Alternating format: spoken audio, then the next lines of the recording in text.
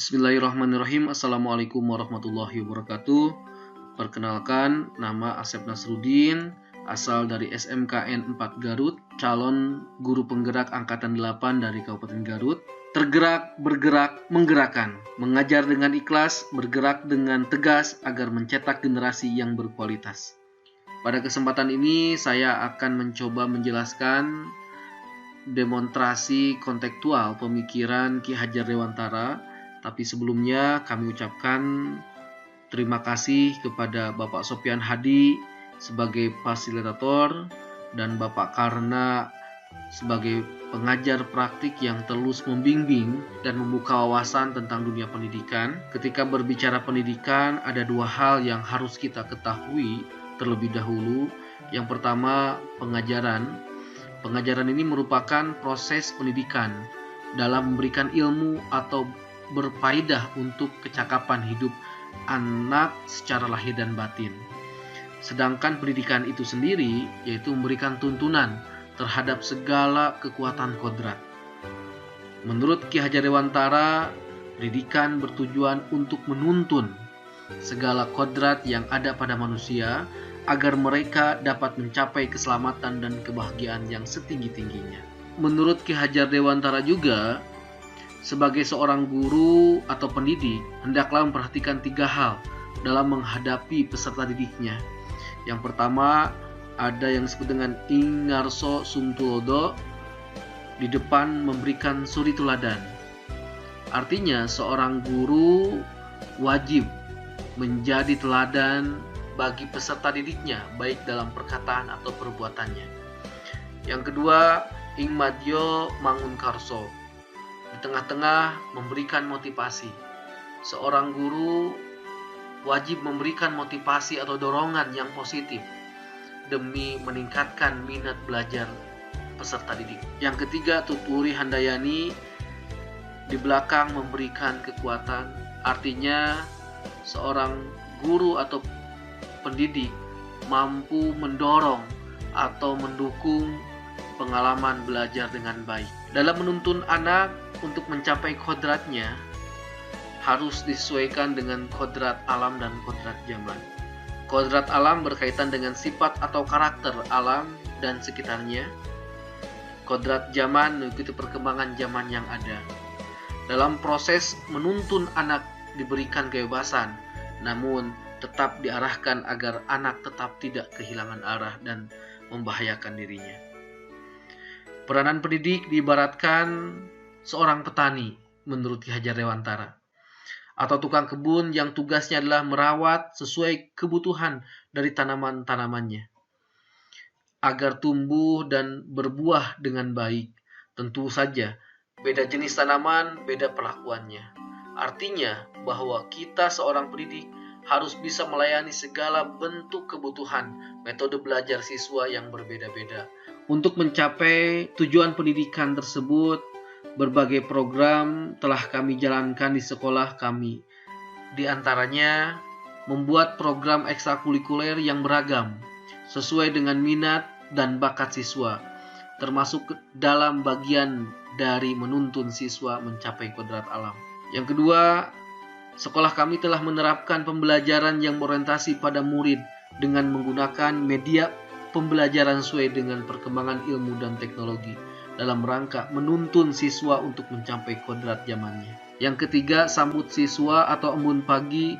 Dalam kegiatan ini, peserta didik sebagai pemimpin pembelajar mampu memberikan teladan tentang kedisiplinan dengan datang tidak terlambat dan memberikan contoh untuk selalu menyapa dan mengucapkan salam ketika bertemu.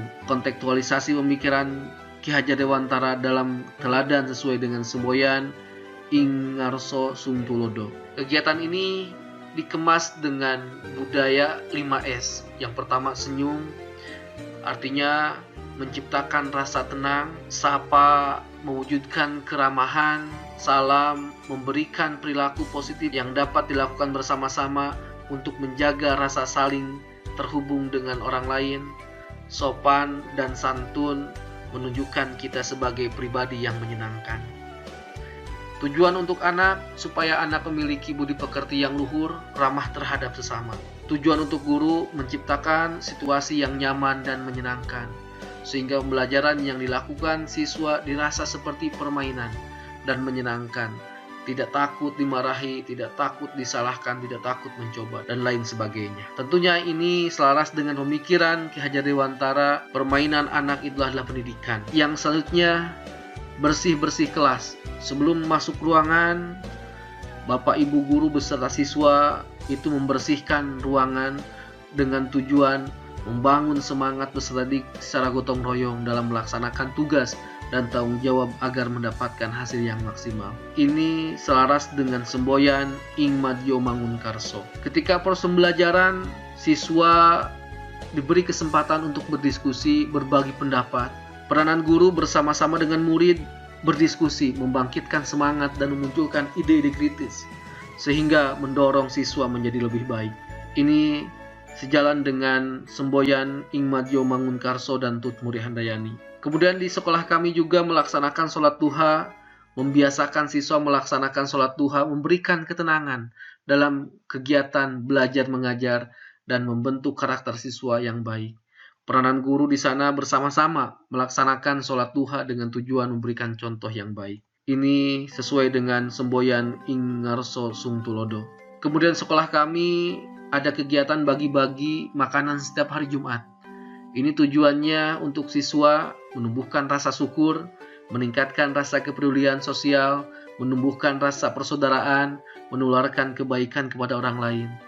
Peranan guru di sini bersama-sama membagikan makanan dan memberikan contoh, mendorong siswa dan memberikan motivasi pentingnya berbagi. Ini sejalan dengan semboyan Ing Ngarso Sung Tulodo, Ing Madyo Mangunkarso, dan Tut Wuri Handayani. Keberhasilan sistem pendidikan ditopang dengan 3 ajas, 3 con. Yang pertama, kontinuitas, yang kedua, konvergensi, dan yang ketiga, konsentris. Kontinuitas merupakan pengembangan pendidikan yang harus dilaksanakan secara berkesinambungan, dilakukan terus-menerus dengan membuat perencanaan yang baik.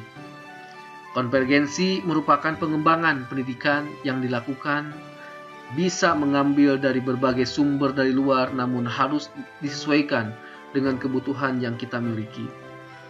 Yang ketiga, konsentris merupakan pendidikan yang dilakukan tidak lepas dari kepribadian bangsa kita sendiri, karena tujuan utama pendidikan kita adalah menuntun tumbuh kembang anak setinggi-tingginya sesuai dengan karakter budaya sendiri. Dalam menerapkan pemikiran Ki Hajar Dewantara di sekolah kami, tentunya kami tidak luput dari tantangan dan halangan. Berikut adalah salah satu tantangan yang kami hadapi, yaitu kurangnya kerjasama yang baik antara orang tua dengan pihak sekolah dalam membentuk budaya atau karakter siswa maupun pengembangan bakat dan minat dalam rangka mencapai tujuan pelajaran. Dan solusinya yang bisa kami lakukan adalah melakukan komunikasi yang intens dan berkelanjutan dengan orang tua, sehingga karakter baik yang telah dibentuk oleh sekolah dapat diterapkan kembali di rumah, dan harapan terbesarnya orang tua mampu menyesuaikan dengan program sekolah sehingga tujuan belajar tercapai. Demikian yang dapat saya sampaikan. Terima kasih. Wassalamualaikum warahmatullahi wabarakatuh.